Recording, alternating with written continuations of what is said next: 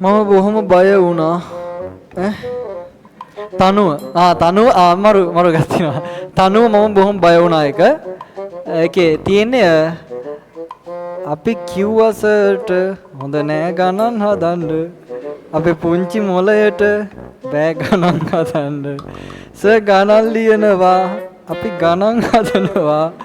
අපිට මෙහෙම පේනවා විභාගෙ ළඟදිම එනවා. සර් එපා බනින්න. ගණන් හදමු හරියට. හොඳයි